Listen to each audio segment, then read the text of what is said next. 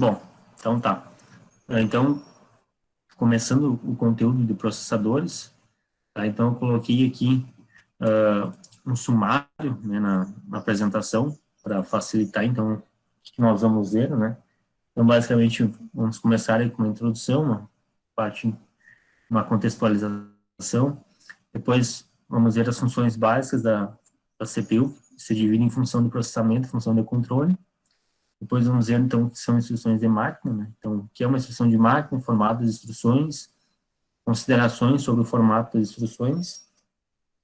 Depois, o funcionamento da CPU, né? O ciclo da instrução, ali, é um fluxograma que nós vamos ver, né? Técnica de pipeline, né? Ou muitas vezes também aí chamada de, né? Paralelismo de instruções, tá? Então, pipeline, às vezes, vocês podem encontrar também com nomenclaturas diferentes, né? Aqui está com pipeline, ou pode ser pipeline também.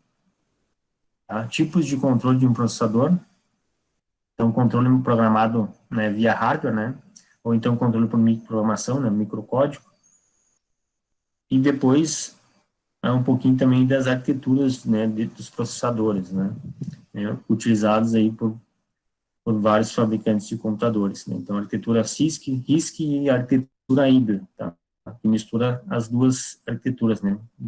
CISC e RISC junto, tá? Então, basicamente, né, o nosso sumário da apresentação.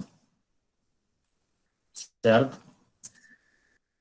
Bom, então aqui a introdução, né, essa parte inicial, nós já vimos também, né, os slides dos componentes do computador, né, me lembro que eu falei várias vezes, repeti que qual que era o cérebro do computador, né, você lembra que eu tinha até, né, dessa forma, né, colocado lá nos slides de componentes, então o cérebro era o processador, né, que era responsável por fazer toda a parte de processamento, né, toda a parte de inteligência, né, da máquina. Né.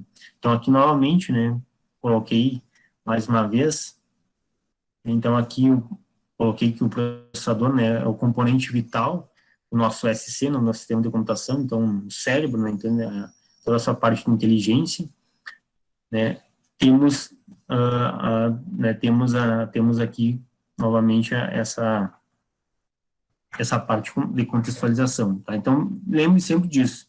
A parte de inteligência sempre vai ser, né, o processador que vai ser o responsável.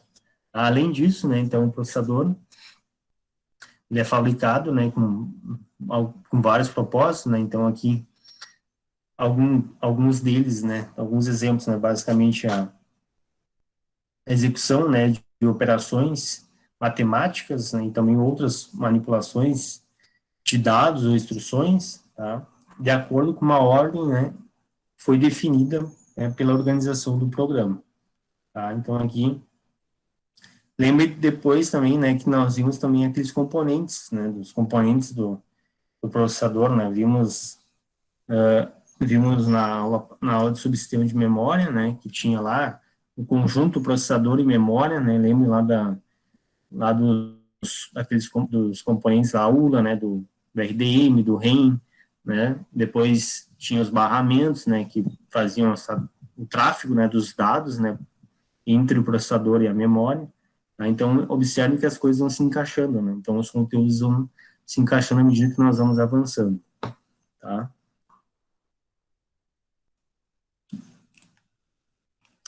Então, tá aqui um esquema simplificado do processador, né, aqui tá um pouquinho diferente, né, do que nós vimos, mas olha só, novamente, aqui tem o conjunto processador e aqui a memória, só que a memória está um pouquinho menor, porque a ênfase aqui foi no processador.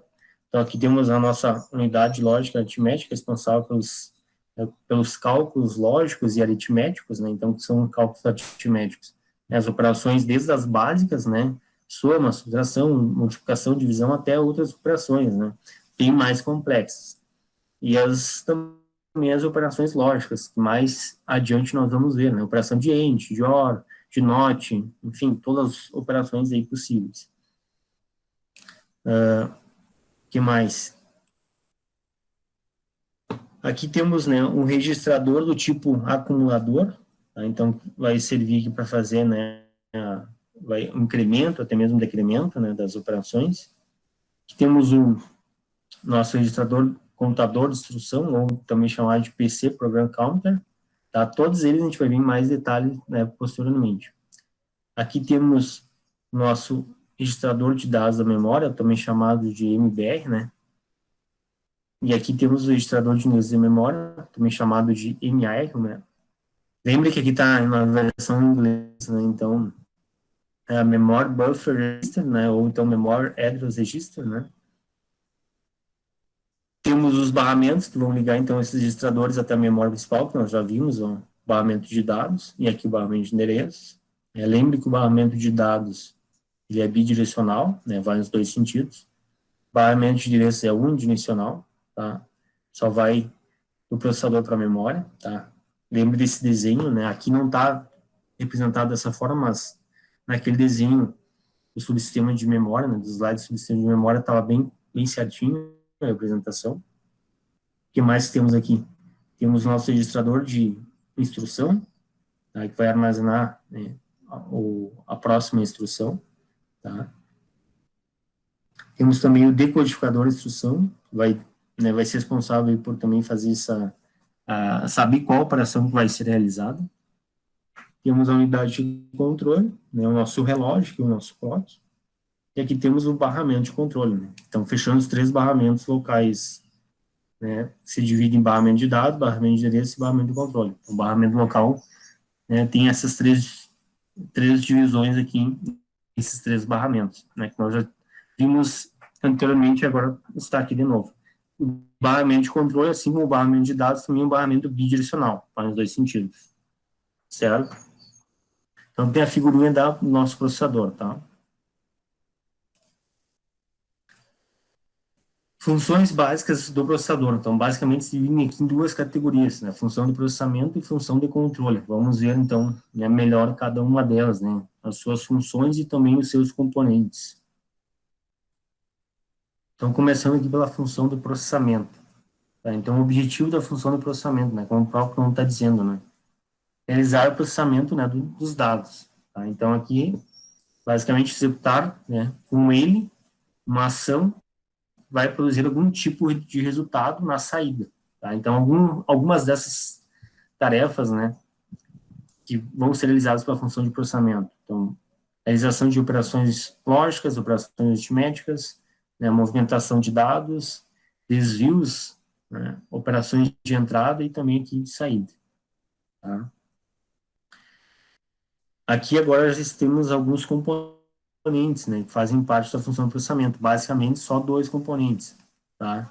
Que é a unidade lógica aritmética, a U, responsável pelos cálculos lógicos e aritméticos, aí sim comentei, e também o registrador do tipo acumulador, que eu também mostrei para vocês, tá? Existem outros registradores também, né, que nós vimos agora há pouco naquela figura, tá? E esses outros registradores que estão aqui colocados, ó, um contador de instrução, registrador de instrução, o nosso REM, que você já conhece, nosso RDM também, que você já conhece, estão ligados à função de controle, tá? Então, lembrem que, basicamente, na função de processamento só temos esses 2 componentes, a ULA e o registrador tipo acumulador, certo? Então, entrando agora na função de controle, né? Então, vamos ver aqui o objetivo dela. Então, basicamente aqui, né, a função de controle tem como objetivo realizar as seguintes atividades. Tá? Então, seria aqui a busca da instrução, né, que será executada, armazenando essa próxima instrução aí, né, em um registrador, a interpretação das ações que vão ser desencadeadas com a execução da instrução, né, em questão, e também a geração dos sinais de controle. Tá? Sinais de controle aí vão ser, né, sinais, lembre que é o barramento de controle que coloca, né, coloca ali no seu, aliás, a unidade de controle, né, vai colocar no barramento de controle um sinal, poderia ser um sinal de leitura ou um sinal de escrita, tá? Então, aqui lembrem da geração também dos sinais, tá? Para poder, então, realizar a execução, né, da instrução que foi identificada, certo?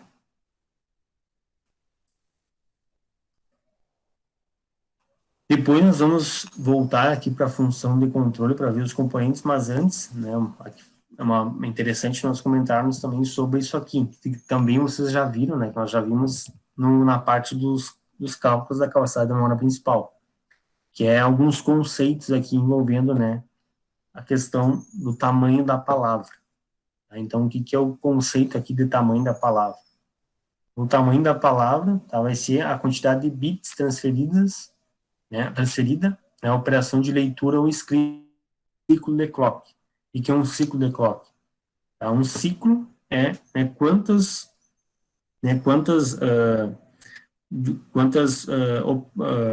aqui vou pegar e fazer uma analogia para ficar um pouco mais fácil. Na nossa energia elétrica, nós temos a frequência. Tá? Temos aí, né, todos os nossos, né, equipamentos têm, né, a frequência, que é, no caso, né, usando a rede elétrica, né, que é uma rede alternada, de tensão alternada, temos que a nossa frequência, né, aqui no Brasil, tem 60 ciclos por segundo. Tá? Então, a cada segundo ela faz 60 ciclos, seria 60 ondas, senoidais. Tá? Por exemplo, lá no Paraguai é 50, um pouquinho menos. Né? Então, às vezes, depende do aparelho, já não vai funcionar direito. Tá? Tá? Além da questão da tensão. Né? Então, aqui, nosso computador também. Nosso computador tem um clock, que é aquela frequência, a tantos gigahertz. Né? Quantos ciclos ele faz em um segundo, né? de processamento. Tá? Hoje já tem os computadores aí, os nossos notebooks estão operando aí com 3 ponto alguma coisa, né, 3.2 GHz, ou até mesmo 4, na faixa dos 4 GHz, né, até mais, claro, esses computadores foram os computadores domésticos, né, computadores, supercomputadores, né, são muito mais poderosos. Lembre que nós vimos lá no histórico, na evolução da computação, que começava, né, só na faixa dos hertz, depois que foi para conseguiu ir para kHz, depois megahertz e, né, atualmente já estamos na faixa dos gigahertz, tá? Que giga, né, vai ser, fazendo a transformação, né, giga é 1 bilhão, né, como se fosse 1 bilhão de ciclos em um segundo. Tá? Então, só para, né, explicar o que é o clock. Tá? A largura do barramento de dados, tá, é que vai determinar, pessoal, o tamanho da palavra. O que eu quero dizer com isso? Então, vamos pegar exemplos aqui nossos do dia a dia, dos computadores novamente. Então, vocês já escutaram, meu computador é 32 bits. O meu computador é 64 bits, né? Arquitetura 32 bits ou arquitetura 64 bits. E alguns anos atrás, só tínhamos arquitetura 32 bits, né? Atualmente, né, já faz um bom tempo, temos arquitetura 64 bits. Então, o que eu quero dizer com isso? Então, se o meu barramento de dados é 32 bits, o meu tamanho de palavra é 32 bits também. Então, o processador vai aguentar 32 bits de tamanho da palavra. Ou então, se eu tenho 64 bits, que é os últimos processadores, os mais atuais, a minha palavra pode ser de 64 bits. Então, eu posso trafegar em o dobro, né, de conteúdo. Tá? Então, lembrado, né, dos exercícios que vocês fizeram. Nós fazíamos essas analogias, né, e tinha que pensar, raciocinar ali, né, de acordo com o nosso tamanho de célula, né, e de acordo com o nosso RDM, o quanto nós poderíamos, né, às vezes, fazer uma leitura, quantas células da memória nós poderíamos fazer na leitura. Lembro dessas questões. Então, aquilo que vocês viram no exercício está diretamente, né, relacionado com isso aí. Tá? Então, além disso, né, a influência aqui do tamanho da palavra, né, ela é bem importante nesse projeto do processador. Né? Então, aqui o tamanho da palavra escolhido no projeto aqui da fabricação do processador vai acarretar, né, diferenças fundamentais, né, de performance, né, desempenho do processador. Tá? E, consequentemente, também, né, no sistema computacional, do nosso SC, nosso sistema de computação como um todo. Tá? Então, isso é bem importante. Tá?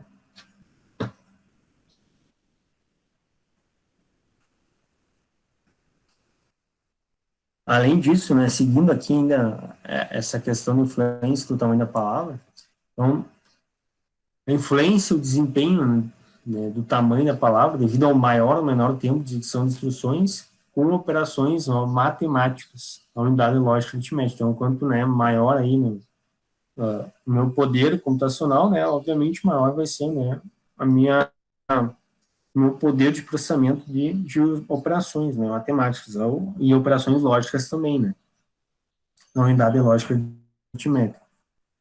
Além disso, também vai influenciar no desempenho, né, devido ao tamanho escolhido do barramento interno e barramento externo. O barramento externo também é chamado de barramento local, né, CPU. Lembre que, novamente, comentei agora há pouco, o barramento local é dividido em 3 barramentos: o barramento de controle, o barramento de dados e o barramento de endereço.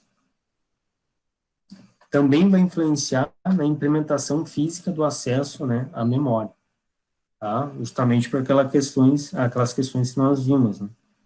De quanto que eu vou poder trafegar com o meu barramento, né, de acordo com o meu tamanho de célula, até mesmo quantos bits tem, né, o nosso endereço, né, para mim poder trafegar esses valores para o barramento de endereço. Então, tudo aquilo que nós vimos no cálculo, que nós enxergamos no cálculo, mostrei as figuras para vocês, né, e nós estamos agora comentando aqui, na parte teórica, certo? Voltando agora para a função de controle, né, nós tínhamos visto, né, os componentes da função de processamento, basicamente era urna, registrador de tipo acumulador. Aqui na função de controle nós temos diversos componentes, tá? Então, alguns deles aí, tá? A unidade de controle, nosso relógio, ou clock, contador de instrução, né, ou também chamado de program counter, o registrador de instrução, o registrador de memória, o REM, e de dados, o RDM, que vocês estão acostumados, e também temos o decodificador de instrução, tá? Vamos ver um pouquinho de cada um deles agora, tá? Então, unidade de controle, tá? Então, isso aqui é bem importante, ó, unidade de controle. Então, é o dispositivo mais complexo, né, do processador. Então, lembre que o processador era o cérebro, né, dava inteligência, né, para o computador, e dentro dele, né, o dispositivo mais complexo é a unidade de controle. Muitas vezes o pessoal confunde com a UNA, né, mas não é a unidade de controle, tá? Então, o que que ela faz, né? O que é a unidade de controle? Quais são as responsabilidades dela, né? Então, ela possui toda a lógica necessária, né, para realizar a movimentação dos dados, instruções de e para a CPU, né? Lembre do conjunto, né? Conjunto memória-processador, através dos sinais de controle que vai ser, né, emitidos em instantes de tempo. Esses sinais de controle, lembre que são colocados, né, no barramento, né, de controle, podendo ser, por exemplo, aqui um sinal de leitura, um sinal de escrita, enfim, outra operação. E, além disso, pessoal, por que da complexidade dela, né? Desceu, né, o componente mais complexo? Porque é ela que vai controlar toda a ação da unidade lógica aritmética. Então, ela que vai ser responsável lá por todo o controle das operações lógicas e aritméticas que estão sendo realizadas na ULA, tá? Próximo dispositivo, tá? O relógio, o clock. Como eu já tinha mais ou menos, né, feito uma analogia explicada para vocês. O clock vai ser um dispositivo gerador de pulso, cuja duração, né, de um pulso é chamada de ciclo. Então, aqui, eu expliquei agora há pouco para vocês, né, a questão também da nossa analogia com a rede elétrica, né, quantos ciclos nós temos por segundo na rede elétrica. No nosso caso, aqui no Brasil, 60 segundos. Então, no computador, né, quantos ciclos ele faz, né, por segundo, né. Então, eu comentei que estamos na faixa aí dos gigahertz, seria bilhões de ciclos em um segundo. Então, a quantidade de vezes que este, né, pulso básico se repete, em um segundo define a unidade de medida do relógio, que é aqui, né, nós chamamos de frequência. Tá? O clock, né, o clock do relógio, a frequência do computador. Tá?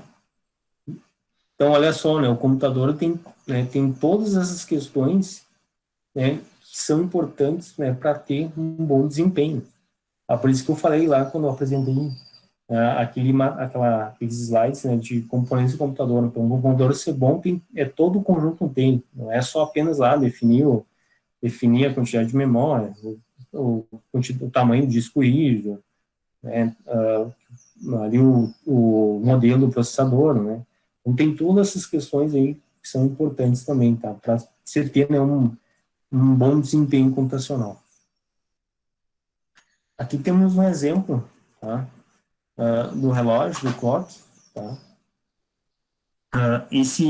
Né, essas figuras aqui, vocês encontram naquele material lá que eu mandei para vocês, né?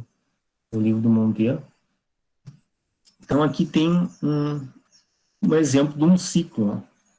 Então, um ciclo, aqui ele começa, ó, ele começa aqui, né, no nível baixo, sobe, sobe, né, faz o seu, aqui o seu, todo o seu processamento, e aí, aqui, quando ele chega aqui, temos a finalização do primeiro ciclo, tá? Então, aqui seria um subciclo, tá? Então, pegamos aqui o tempo, né, do relógio aqui, e dividimos aqui por 5. Tá? E aí, aqui teríamos, então, o nosso primeiro ciclo. Tá? E assim sucessivamente, ó, tá vendo aqui as marcas, ó, primeiro, segundo, terceiro, e assim sucessivamente. Tá? Na nossa rede elétrica, né, nós temos aquela senoide. Então, a cada senoide, né, a cada S invertido, nós temos um ciclo completo. Tá? Aqui, né, na nossa representação aqui computacional, é dessa forma aqui, tá? Então, é só para vocês terem uma noção, né, para mais ou menos enxergar, né, o que seria, né, um ciclo aqui né, um ciclo, um clock do computador, tá?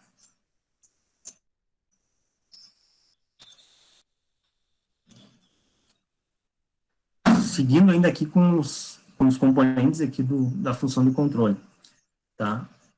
Então, temos também o nosso computador de instruções, nosso CI, né, o Program Counter, né, qual que é a tarefa dele? Então, basicamente, vai ser o registrador, cuja função específica é armazenar, olha só, preste atenção aqui, ó, armazenar o endereço da próxima instrução a ser executada. Tá? Então, ele vai apontar para o endereço da próxima instrução, ele não vai armazenar a instrução, não confundam isso. Porque quem armazena a instrução é o nosso registro da instrução, nosso RI. Ele sim vai ter qual vai ser a instrução que vai ser executada. Tá? O computador só vai apontar, né, para o endereço dessa próxima instrução. Tá? Então, são coisas diferentes. O nosso RDM e o nosso REM, né? Então, aqui, esse vocês, né, nós já estávamos vendo, né, nos cálculos da capacidade de memória principal. Então, basicamente, esses são registradores utilizados pelo processador pela memória, né, conjunto processador-memória, para comunicação e transferência de informações, né, sendo que o nosso RDM vai armazenar, né, aqui o nosso conteúdo, né, conteúdo da memória, né. E o nosso REM vai armazenar, então, né, o endereço da memória, tá?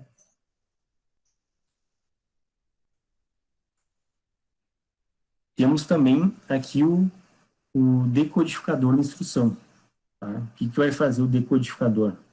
Então, basicamente, a tarefa dele é identificar as operações que serão realizadas, tá?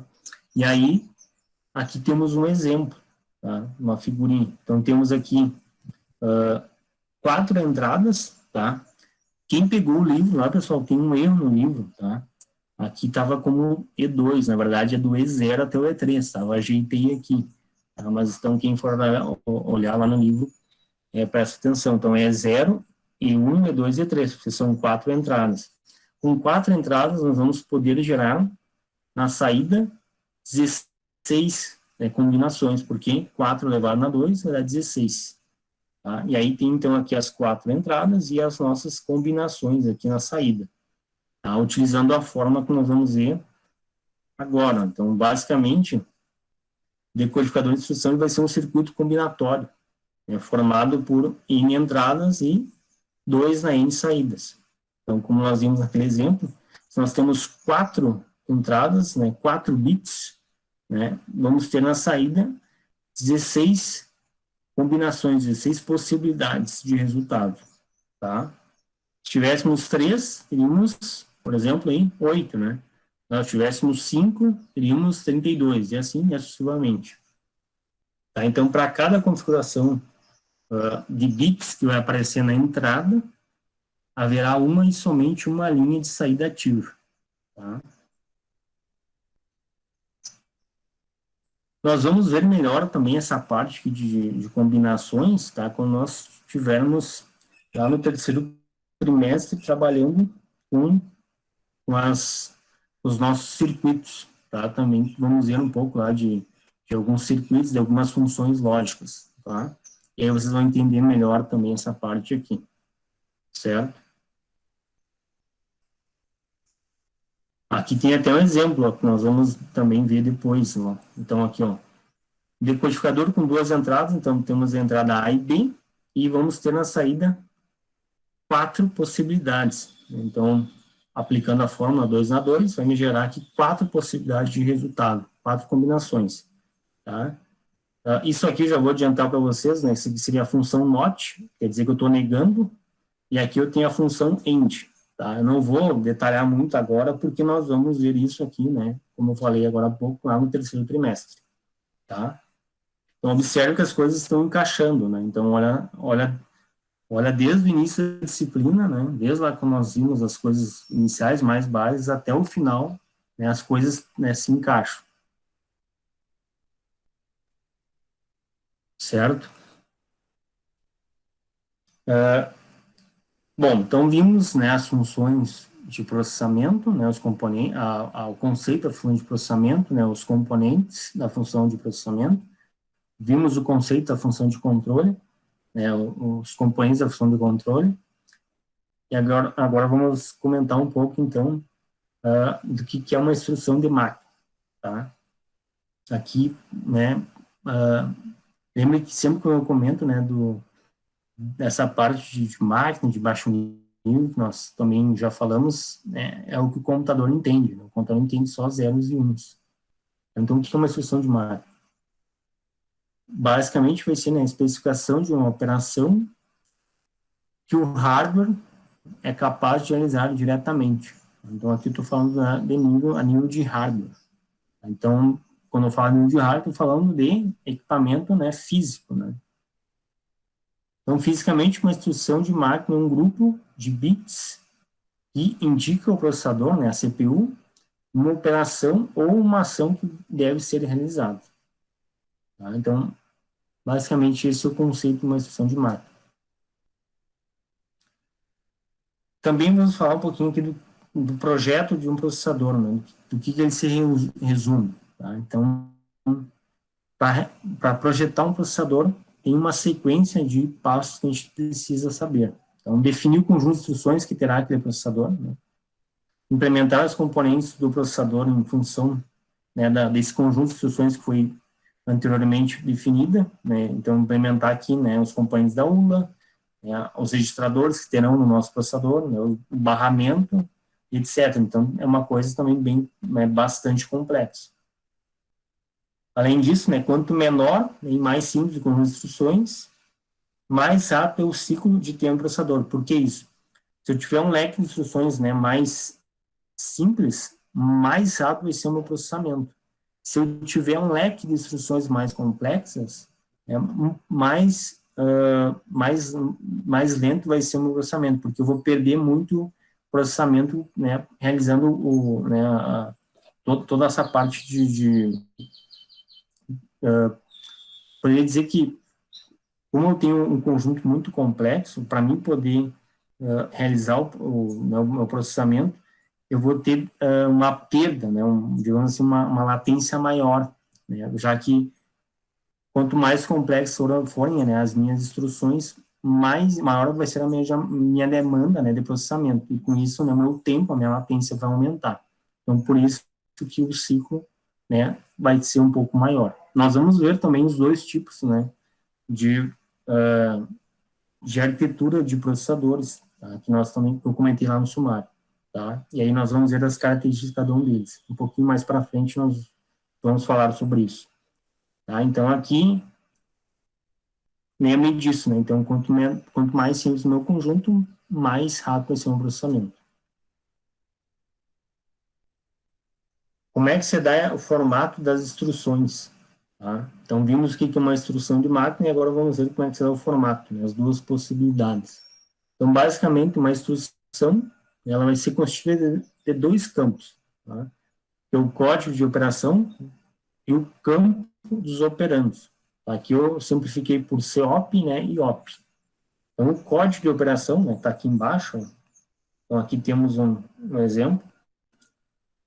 O código de operação vai ser o campo da instrução cujo valor binário, né, vai identificar a operação que será realizada. Tá? Então, assim, cada instrução possui um único código. Então, eu vou ter que estabelecer, de acordo, né, com o código binário, o que vai ser cada uma das instruções. Tá? Então, vai ser, por exemplo, meu código, minha instrução X vai estar lá, né, com valor binário, por exemplo, 0. Uma instrução Y vai estar com valor binário 1. A instrução Z vai estar com valor binário 2. Aí assim, né, sucessivamente. Isso se for fixa ou ainda pode ser também variável, que também vamos ver para frente. Cada instrução possui, então, um único código, né, o qual será de entrada no decodificador da área de controle. Tá? E aqui temos o campo dos operandos, então, que são isso aqui.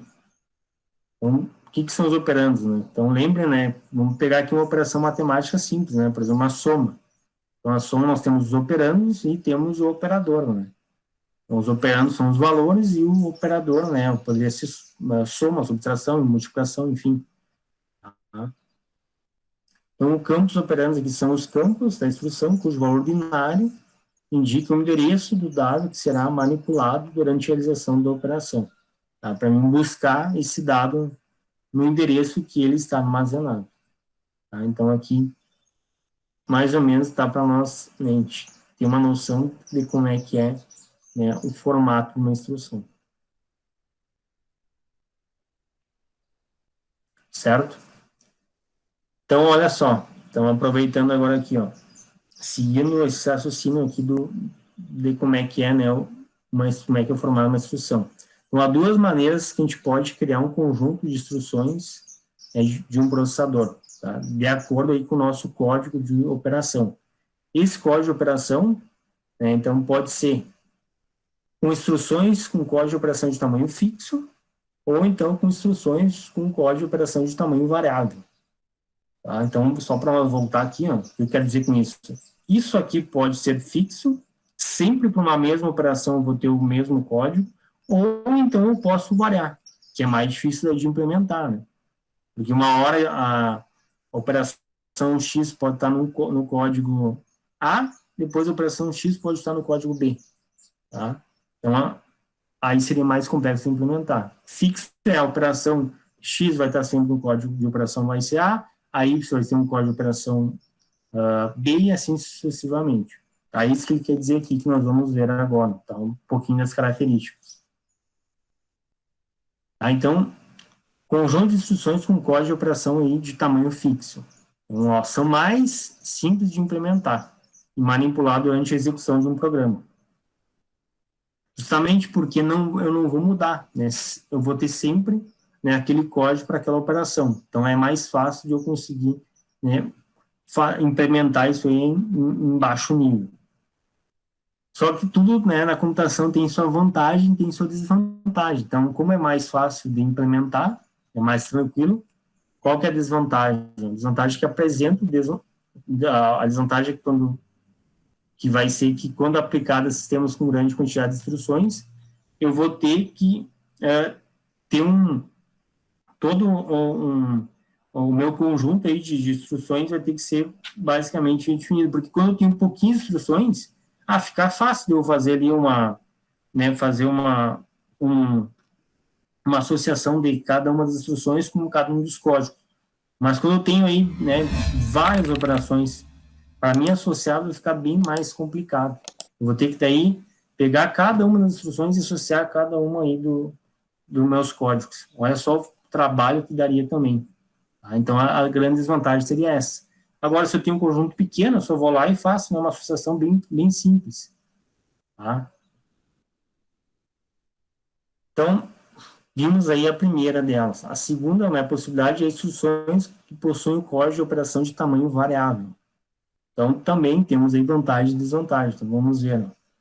Permite codificar uma quantidade maior de instruções com menor quantidade de bits, possibilitando uma versatilidade maior entre a quantidade de bits do código operando e a quantidade de bits do campus operando. O que ele quer dizer com isso aí?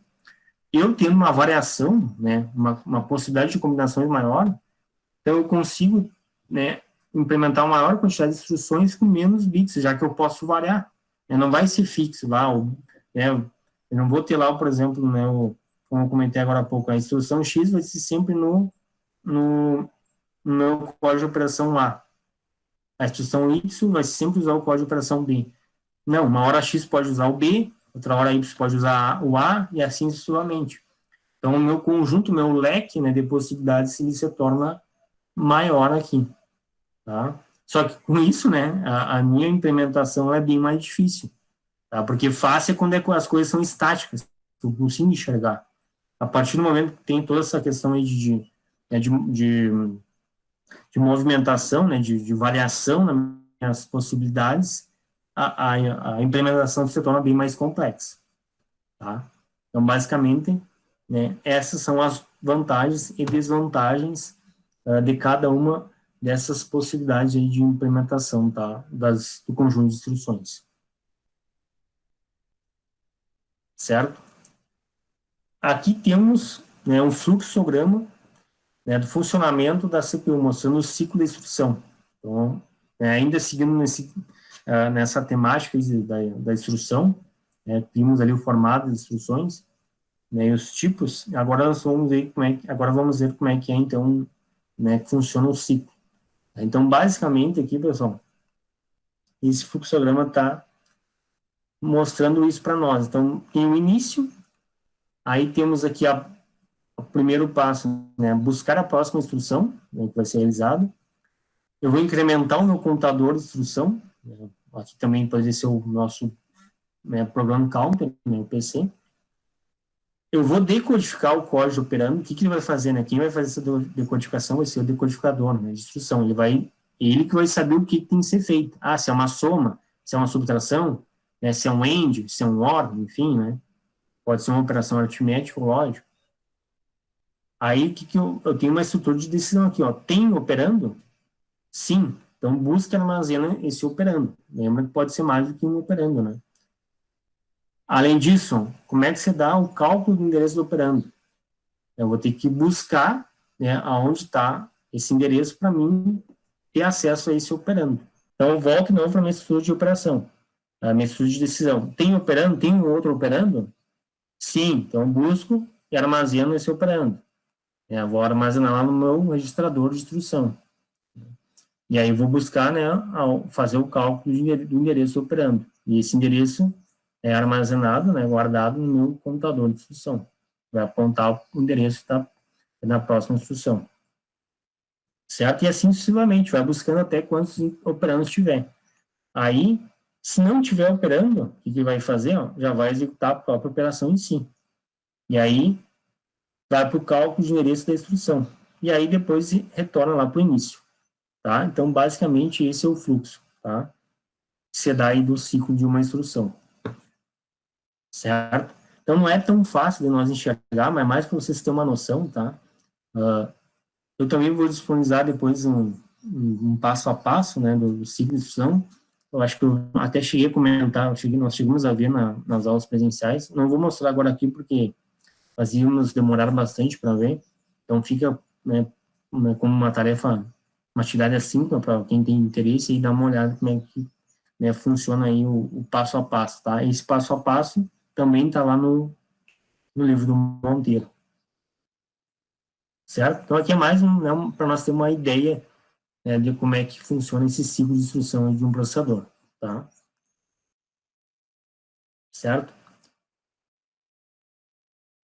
Bom,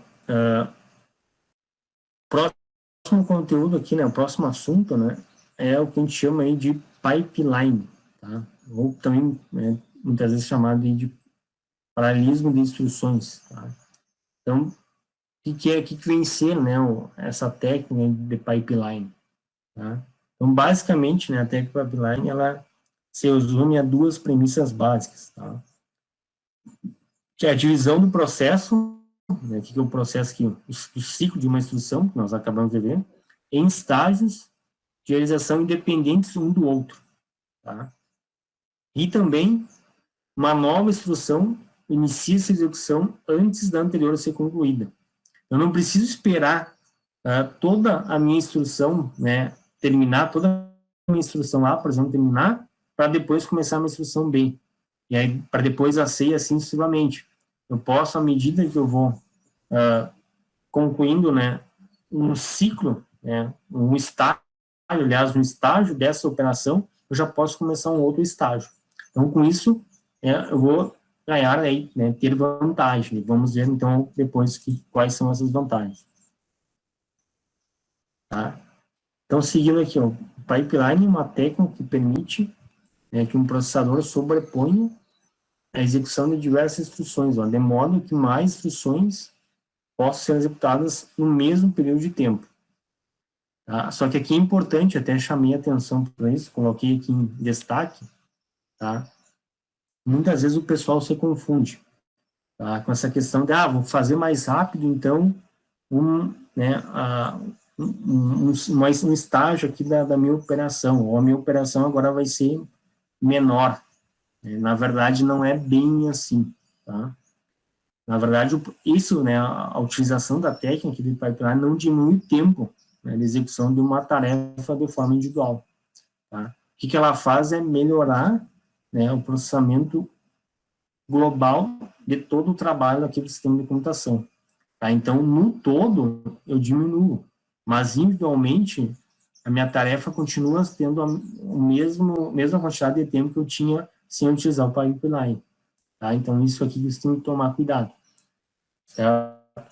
Nós vamos ver, daí, vou tentar passar aqui para vocês um vídeo que fica fácil de entender, né, qual que é a grande vantagem, né, aqui do pipeline.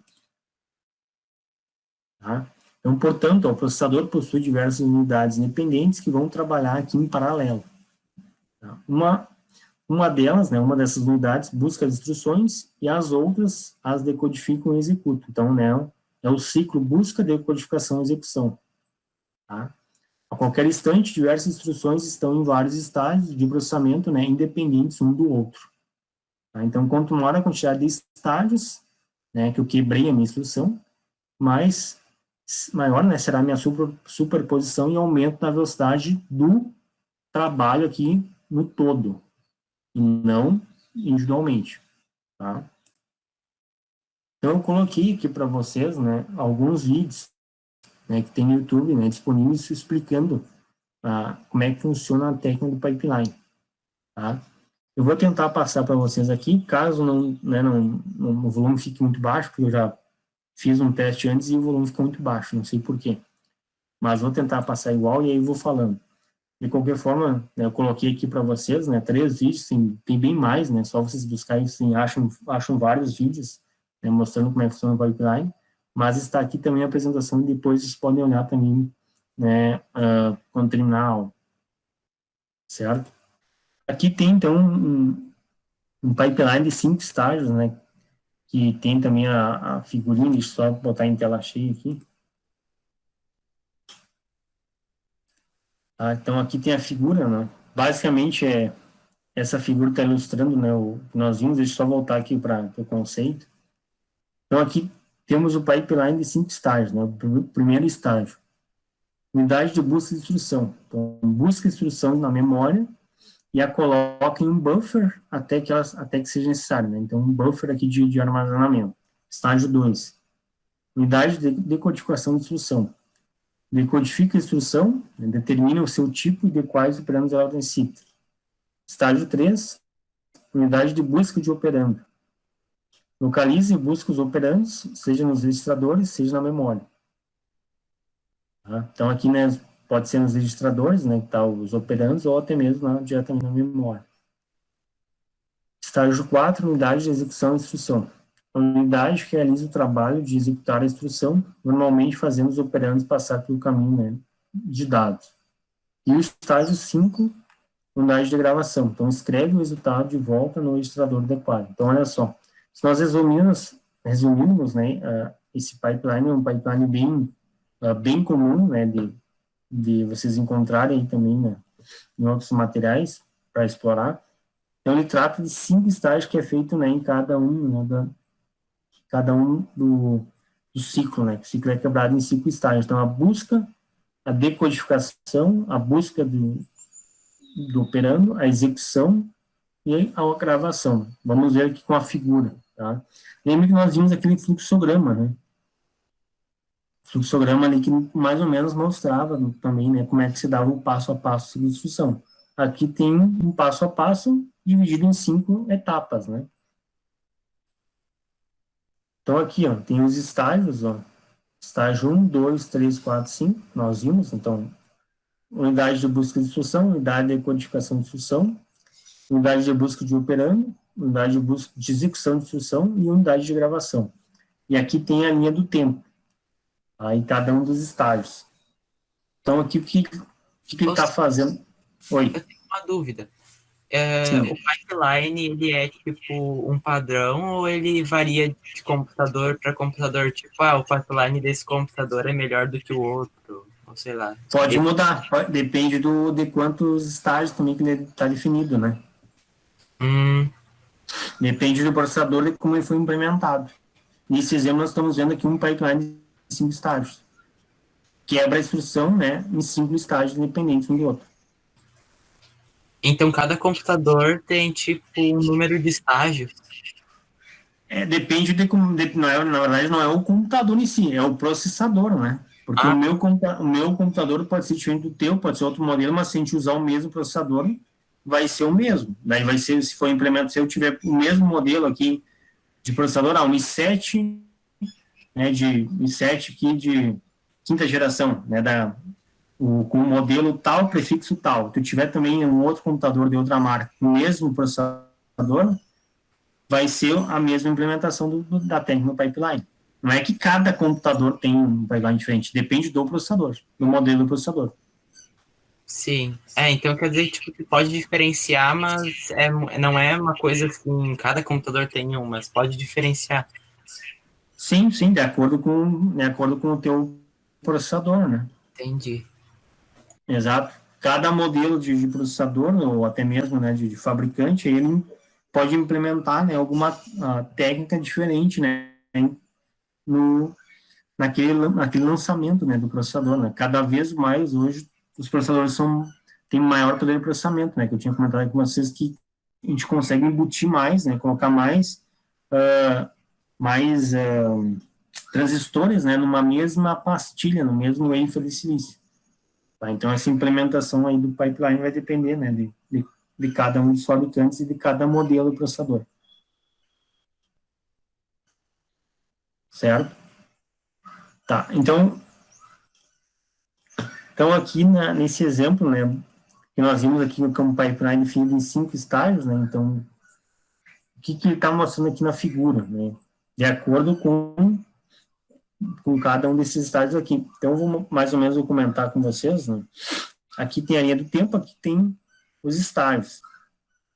Então, olha só como é que é a interpretação aqui, ó. Durante o ciclo do relógio 1, ó, primeiro ciclo de clock, está aqui, ó, o estágio S1 está trabalhando na instrução 1. Ó. O que ele vai fazer? Então, ele vai buscar a instrução na memória. Tá? Durante o ciclo 2, ó, o estágio S2, decodifica a instrução 1. Então, ó, decodifiquei a instrução 1, enquanto o estágio S1, ó, estágio S1, ele vai fazer buscar a instrução 2, a próxima. E assim eu vou seguindo. Durante o meu ciclo 3, o estágio S3 busca os operadores para a instrução 1, o estágio S2 decodifica a instrução, vai decodificar a instrução 2, e o estágio S1 busca a terceira instrução. Agora eu estou aqui no 4. Então, durante o ciclo 4, o estágio S4 executa a instrução 1, o S3 busca os operandos da instrução 2, o S2 decodifica a instrução 3 e o S1 busca a instrução 4. Tá? E o último aqui, para fechar, para finalizar, o meu quinto ciclo, o estágio S5 vai escrever, vai gravar o estado da instrução 1, tá? No registrador, enquanto os outros estágios vão trabalhar nas próximas instruções.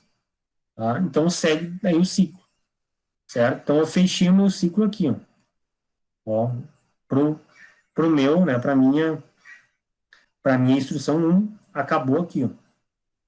Então, eu fiz todos os processos, ó. Busquei a instrução, decodifiquei a instrução, busquei os operandos, executei a instrução e gravei a instrução. Essa aqui é a interpretação nesse desenho aqui. Certo? Então, é mais para vocês terem uma noção, né, de como funciona, né, o passo a passo ali, tá?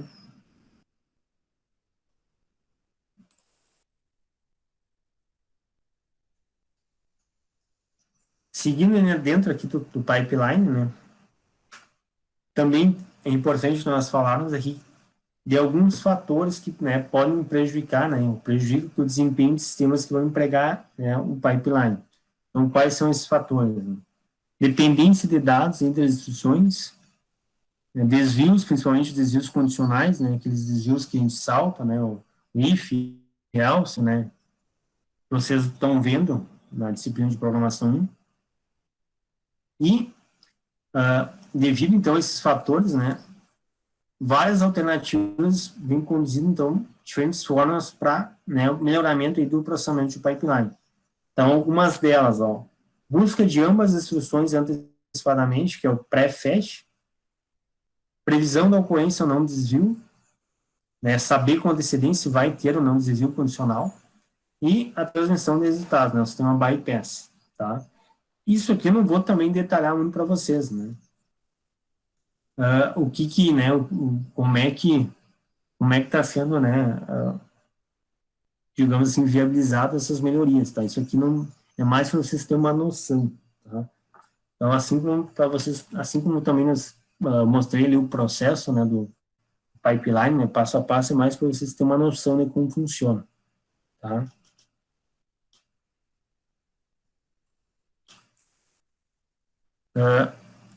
Tipos de controle aqui em um processador, tá? Então, basicamente, tem duas maneiras, né, que é utilizado no projeto, tá, no funcionamento aqui da unidade de controle, para poder, então, né, caracterizar aqui os conceitos de controle, que são o controle programado no hardware e o controle por microprogramação, por microcódigo. Tá? Então, qual que é a diferença? Então, nós vamos ver algumas delas agora na sequência. Tá? Então, o controle primeiro, né, o primeiro deles, né, o primeiro tipo de controle. Então, o controle programado no hardware. Tá? Então, como é que funciona? Tá? Então, nesse caso aqui, cada etapa é realizada segundo uma lógica pré-estabelecida. Tá? Essa lógica é implementada fisicamente, né, no hardware, tá, na área de controle. Então, observe que aqui estou trabalhando com nível físico. Tá? Então, a implementação do processador utilizando esse tipo de controle é muito complexo, né? Então, extremamente complexo. Por que isso? Ó? Quais, né, são as questões aqui que tornam complexa, né, essa implementação? Vamos ver aqui, ó, a grande inflexibilidade do método, visto que qualquer alteração que se deseje fazer em algum elemento do processador acarretará a necessidade de redefinição de todo o conjunto de expressões. Então, o que eu mudar, né, eu tiver de mudança aqui, algum elemento que foi definido dentro do processador, eu vou ter que mudar todo o meu conjunto de expressões que eu defini anteriormente. Expressões lógicas, o AND, o OR, o NOT, enfim, todas as expressões que faz parte, né, do conjunto de instruções aí do processador. Né? São as operações que ele vai realizar. Mas, como tudo na computação, né, tem desvantagem e vantagem. Qual que é a vantagem aqui do controle programado em hardware? A vantagem é que a instrução de máquina buscada, né, vai ser executada imediatamente a nível de hardware. Então, com isso, como a partir desse momento, quando eu busco instrução, consigo executar de forma imediata no hardware, a minha velocidade ela é bem maior. Né? Então, quando eu tenho esse controle programável a nível de hardware. Tá? Já a nível de software, ela fica um pouco mais lenta. Tá? Vamos ver também depois. Então, aqui o controle por microprogramação. Então, no caso aqui do controle microprogramado, né, por microinstruções, a interpretação e as etapas posteriores aqui do ciclo de instrução, de todo aquele ciclo que nós vimos agora há pouco, vão ser realizados a nível de software, a nível de programa. Tá? E esse programa é denominado muitas vezes de microprograma, ou microcódigo. Então, antes nós vimos que era a nível de hardware, a nível físico. Aqui agora nós estamos a nível lógico. Tá? Então, cada uma dessas instruções, né, ela é traduzida do hardware pro software. Tá? Então, aqui na microprogramação, eu passo elas do nível físico para o nível lógico. Certo? Como comentei anteriormente, né, como tudo tem vantagens e desvantagens, né, no nível de hardware, né, tinha toda aquela questão de desvantagem de quando houvesse algum tipo de mudança, mas também tinha a vantagem de ser mais rápido.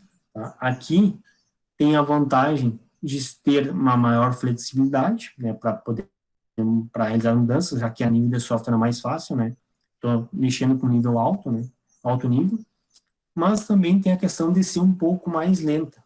Tá? Então, aqui, esse controle acaba ficando um pouco mais lento em relação ao controle realizado no hardware.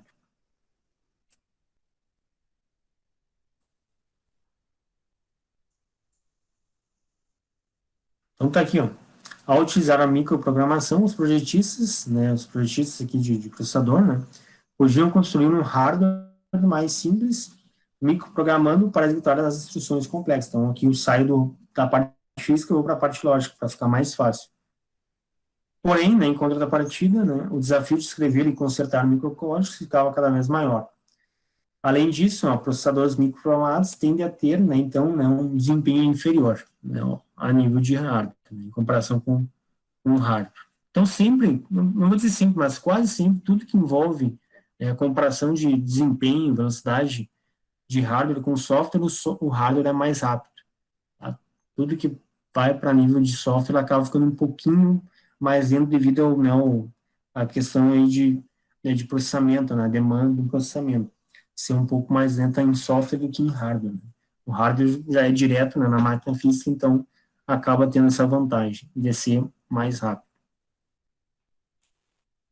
Certo? E por último, a gente vai comentar um pouquinho então da arquitetura, né, dos processadores, que são a arquitetura CISC e a arquitetura RISC, e também a arquitetura híbrida. Tá? Então, basicamente, né, temos essas duas tecnologias aí no processo dos processadores, que são as arquiteturas CISC e RISC. CISC, né, traduzindo aqui, né, seria um conjunto complexo, né, de instruções, né, e a RISC, né, seria um conjunto reduzido de instruções. Né. Então, basicamente, né, ou então também, né, vocês podem, né, às vezes encontrar, né, como computador com conjunto complexo de instruções, ou então computador com conjunto reduzido de instruções, tá? Aqui, né, basicamente tem algumas variações, né, mas o importante é saber que a primeira, a CISC, ela é um conjunto de instruções complexas e a RISC é um conjunto de instruções reduzidas, tá? Vamos ver aí cada uma delas melhor agora em seguida. Então, aqui, um pouquinho da contextualização, né, da arquitetura CISC, né, que foi a primeira. Então, a primeira arquitetura, né, teve esse desenvolvimento devido, então, ao avanço aqui das linguagens de alto nível. Tá? Então, aqui as linguagens de alto nível usavam vários comandos, né, várias, né, estruturas, né, estruturas de repetição, estruturas de decisão, né. Então, como aqui decisão seria, né, o if, né, o else, né, o case. Estruturas de repetição seria, né, o nosso while, né, o nosso de repetição, né, o do while, o for, enfim. Hoje tem vários, né, naquela época tinha um pouquinho menos, né, instruções. Ao invés de utilizar algumas instruções mais de nível mais baixo, né, que era na época era o ADD, que seria para adicionar, né, o move, para mover uma instrução, ou até mesmo o jump, que seria para dar um salto, né. Tá? Então, eles perceberam que né, esses comandos aqui de linguagem de alto nível estavam sendo, né, mais usados do que comandos aqui de baixo nível. Outra coisa também que eles perceberam é que a velocidade aqui das memórias, né, quando comparados ao processador, era muito lenta. Lembra daquela questão, né, do conjunto memória-processador que eu comentei com vocês, né, do porquê que também foi implementada a memória cache, né, para o processador não ficar muito ocioso, já que a memória RAM é muito mais lenta, né, que o processador. Além disso, também, a questão aqui das instruções, né, então, instruções costumavam ser muito poderosas, oferecendo alternativas complicadas e flexíveis para o cálculo de elementos como os endereços de memória. Então, em geral, toda essa complexidade consome alguns ciclos de clock para a execução aqui de cada instrução. Então, devido a todos esses detalhes aqui que eu comentei aqui na contextualização, os projetistas perceberam, então, e implementaram aqui, né, desenvolveram, então, a arquitetura CISC. Tá? Qual a complexidade, então, por trás dessas instruções, né, que nós vimos agora há pouco? Então, normalmente são longas e repletas de operações matemáticas, né, diversas, não possuem tamanho padrão, né, podendo assumir dimensões variáveis, né, de acordo com a quantidade de operações que deverão ser executadas, e também exigiam, né, que o processador acessasse a memória para executar essas instruções complexas. Tá? Então, devido a todos esses detalhes, aí foi implementada justamente essa arquitetura para resolver esse problema aí, tá? Todas essas pendências aí. Tá? Então, a arquitetura CISC, ela foi utilizada na família aqui de processadores x86 da Intel, né, na época, né, o 286, o 386, o 486, né, os primeiros Pentium, e também aqui também nos processadores da Motorola, tá? Certo? Já a arquitetura RISC, tá? Então também aqui vamos falar um pouquinho da contextualização do porquê, né, dessa implementação. Então aqui, com o avanço, né, da tecnologia dos anos, lá na década de 70, né, a memória principal começava aqui a ficar um pouquinho mais rápido do que nós vimos antes, né? Então, antes nós comentamos que ela estava ainda muito defasada, né, em relação ao conjunto do processador. Então aqui ela começa a ficar um pouquinho mais rápido, o pessoal começa, né, os engenheiros começam então aos poucos ir melhorando essa questão da velocidade da memória principal, né, aqui falando da memória RAM, né. Já em contrapartida, né, para aquela época, né, a questão de escrever e consertar microcódigos, né, isso seria ali a parte de software, né, se tornava, né, cada vez mais complicado. Então, era um desafio cada vez que tinha que dar algum tipo de conserto de manutenção. Tá? Além disso, também os engenheiros da época, né, perceberam que testes realizados aqui em vários programas reais avaliaram que um grupo de instruções era mais frequentemente utilizado em detrimento de outras, né, que praticamente não eram utilizadas. Então, quais eram aí, né, algumas delas, né? Então, instruções de atribuição, né, de decisão, né, if, de chamada, de loop, né, que seria de repetição, de salto, né, o go to, entre outros. Aí até elencaram, né, mais ou menos, fizeram um estudo e elencaram, né, o quanto que as instruções eram mais frequentemente utilizadas que o outro. Então, aqui temos um exemplo. Então, por exemplo, aqui tem alguns tipos de instruções, né, e aqui tem algumas linguagens para a época, né, e o quanto que, em média, cada uma dessas instruções era realizada. Então, olha só, instruções de atribuição tinham bastante uso, uma média de 47. Instruções de estruturas de decisão, como o if, né, que seria, né, o C, também tinha uma média bastante alta de uso, 23. Instruções de chamada também tinha uma média alta, 15, né? E entre outras, né, até chegar aqui no final. Então, devido a isso, né, todas essas questões aí de ter né, um leque, né, um grupo de instruções que era mais utilizado do que outras, eles, então, acharam, né, por bem implementar essa arquitetura RISC, qual que era o grande, né, a grande sacada aí?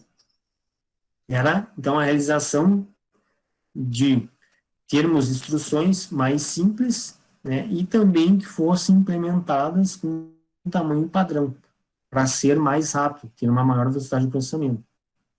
Então, aqui cada uma dessas instruções tem as características necessárias para que possa ser executado em apenas um ciclo.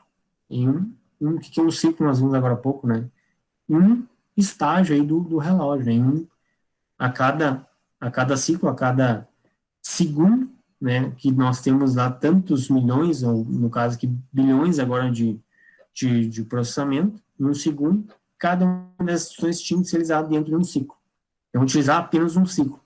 Já na CISC, né, nós vimos que eram mais complexos e poderiam tomar mais de um ciclo. Né, poderiam tomar 10, 20, enfim, um número maior. Então, aqui tem um exemplo. Supondo uma máquina de 100 MHz, naquela época aqui no megahertz, hoje nós já estamos em gigahertz, então essa máquina irá realizar 100 milhões de impulsos por segundo. Então, a cada 100 milhões de impulsos por segundo, uma instrução seria concluída. Tá? Então, a cada ciclo tinha exatamente uma instrução sendo concluída. Tá? Para dessa forma, eu conseguir ter, né, um processamento mais rápido. Então, ainda seguindo aqui o RISC, a arquitetura RISC, eu conseguindo ter, né, então, a cada um ciclo de clock, uma execução de uma instrução, eu consigo ter, então, obter um processamento aqui mais rápido, tá? Já que o meu conjunto, o meu leque de instruções é relativamente pequeno. Tá? Só que tem também um detalhe aqui, né, pessoal? Se eu quiser, né, implementar um conjunto de instruções complexas no RISC, eu vou ter um desempenho mais dentro do CISC, porque o CISC foi programado para, né, um conjunto de instruções complexas. Já o RISC, ele foi programado para um conjunto de instruções reduzidas. Então, se eu quiser pegar e executar as instruções complexas que eu tenho no CISC e no RISC, obviamente, o meu RISC vai ser mais lento, tá? Porque daí eu vou precisar quebrar também, né, em várias instruções, tá? Para poder ser executado. Então, em vez de eu executar em um único ciclo, eu teria que também ter vários ciclos. E com isso, eu vou ser mais lento que o CISC. Então, olha só esse detalhe também que é importante. Certo? Alguns exemplos, então, aí de processadores que utilizaram, né, a arquitetura RISC, né, e também, né, aqui a técnica do pipeline, já que o RISC, né, utiliza o pipeline, né, para quebrar, né, as instruções em vários ciclos independentes. Então, aqui temos os processadores PowerPC da Apple, da Motorola, da IBM, e também o Spark, que era da Sun, né, Sun Microsystem. Atualmente foi comprado pela Oracle, né, certo?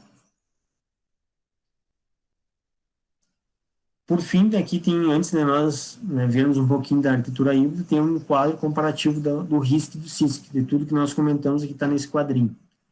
Então, o RISC, né, instruções simples, né, executadas em um único ciclo de clock. A CISC, então, instruções complexas, executadas em vários ciclos de clock. A RISC, então, operações de load store, né, são realizadas em memória. Load para carregar e store para armazenar. Aqui a CISC, qualquer operação pode influenciar na memória. A RISC, então, o uso, né, intenso do pipeline. A CISC, então, faz pouco ou até mesmo nenhum uso de pipeline, né? A RISC, instruções executadas a nível de hardware, então, são mais rápidas, justamente por como a gente comentou agora há pouco, né? Geralmente, a nível de hardware sempre vai ser mais rápido. E na CISC, instruções interpretadas a nível de software, né? Microprograma, microcódigo, né? Então, um pouco mais, por isso são um pouco mais lentas. Claro, além de elas terem, né, serem um conjunto complexo, né, a execução a nível de software ocasiona, então, um prejuízo aí no processamento, acaba sendo um pouco mais lento. Na RISC, instruções com formato físico, fixo, né, justamente eu tendo um formato fixo das minhas instruções, eu consigo, né, maximizar aí também o processamento. Já na CISC são instruções com formato variável, né? Então o tamanho em uma hora pode ser um tamanho menor, outra hora maior, enfim, não tem um padrão. Na RISC, poucas instruções e também modos de endereçamento, já que são um conjunto limitado. E na CISC, então, eu tenho várias instruções e também vários modos de endereçamento, já que é um conjunto complexo. Na RISC, a complexidade está no compilador, e na CISC, né, a complexidade está no microprograma, né, aqui no microcódigo. E, por fim, na RISC, temos múltiplos conjuntos de registradores, né, e na CISC aqui temos um conjunto único de registradores. Tá?